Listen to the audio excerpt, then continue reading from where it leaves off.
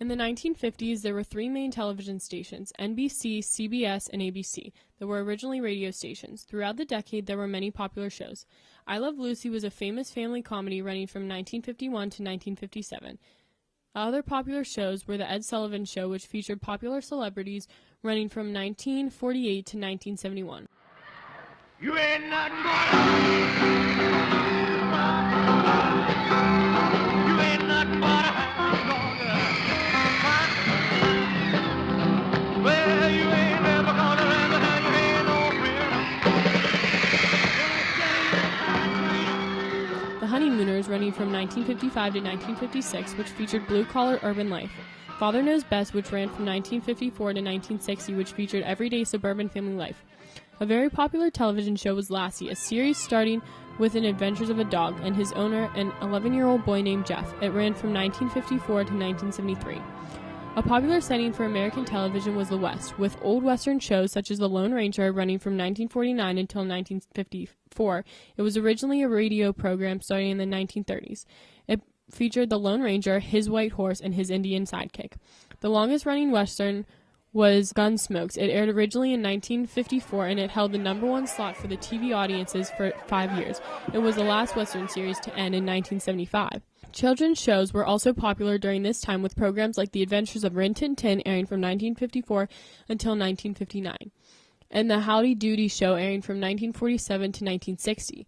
A very popular teenage show was The American Bandstand, which began as a show that aired only in Philadelphia in 1952, but moved to a larger station, ABC, and was watched by millions. It was hosted by Dick Clark, and the show aired from 1952 to 1989.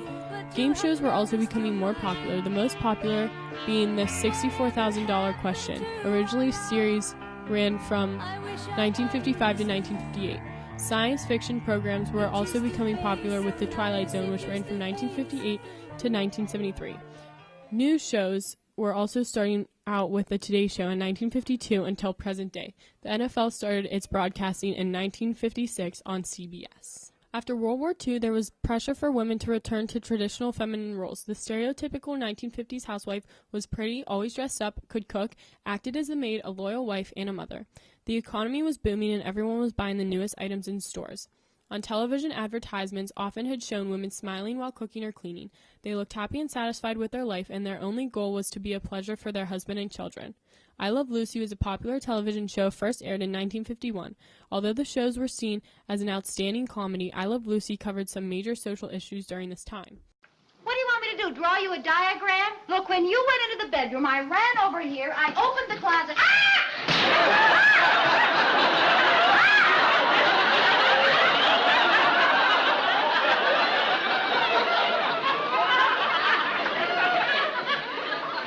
What's the matter? Nothing. Lucy? Nothing. Huh? There's somebody in that closet now, isn't there? Oh, no, that's the silliest thing I ever heard of. The production aired shows having to deal with the African American civil rights along with sexuality. Lucy was not the traditional wife shown in the advertisements, but the show still kept some old-fashioned backgrounds for older viewers. These customs included the wife and husband not being shown within the same bed, along with the husband providing for the family. Before the show I Love Lucy, all pregnancies were hidden. The word pregnant was not allowed to be said on television, and female stars would be shot from their shoulders up on screen. This all changed when Lucille Ball was pregnant and not afraid to show it on air. Life in the past decade has changed extremely, and women television stars contributed tremendously to this new era. In 1950, the total spending on television was $5.7 billion. TV became the leading advertisement medium. Children became a target market for advertising. Teenagers became their own separate demographic, seeing ads for records, phonographies, radios, magazines, soft drinks, and apparel developed for them. Hazel Bishop lipstick sales rose from $50,000 a year in 1950 to $4.5 million in 1952 because of TV exposure. By 1957, Americans were able to watch 450 stations in the U.S. on 37 million TV sets. In 1960, 90% of households had a TV. Brands stressed convenience and leisure time. Swanson's TV dinners were invented and made it easier to allow families to watch their new TVs while they ate. The average family watched 4 to 5 hours of TV each day. Americans experienced shorter work weeks and more vacation time than ever before. Demand was strong for appliances and other customer goods that saved labor and increased leisure time. Time-saving devices added more spare time, like microwaves, washers, dryers, refrigerators, and stoves were better made and cheaper, coffee machines, and the electric mixer. They gave more leisure time for not only the mother of the house, but even the children. Cooking books and homemaking books were created for mothers, watching football, baseball, and basketball games on TV. Over the changing course of time, life-changing events have contributed to the values of families. In the 1950s, the husband was the breadwinner, the wife was entitled to her rights to cook, clean, and take care of the children, and the female child was looked on as another housewife with no high education. Today, both husbands and wives are breadwinners, cooks, a maid service, and look after the children. And the children, both male and female, are required to have a high education. In the 50s, families enjoyed dinner together. Today's families typically do not sit down and eat together because of family dysfunction such as divorce or single-parent homes. Unlike the 1950s, same-sex marriage are common in some states, whereas they wouldn't fit in with the typical 50s American family.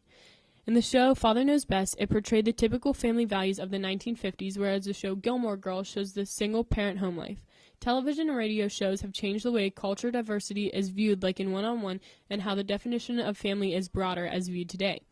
However, in the 50s, there was no cultural diversity, and an acceptable definition of family was a nuclear family.